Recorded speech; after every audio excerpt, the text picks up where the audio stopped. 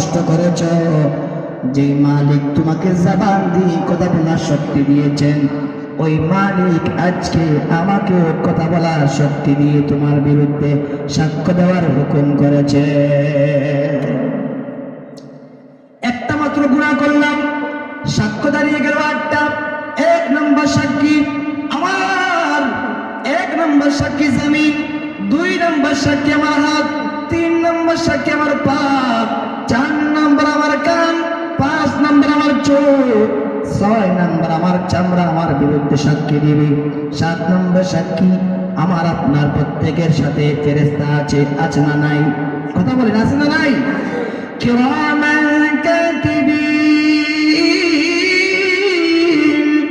ইয়ালামুনা মা তাফআলুন।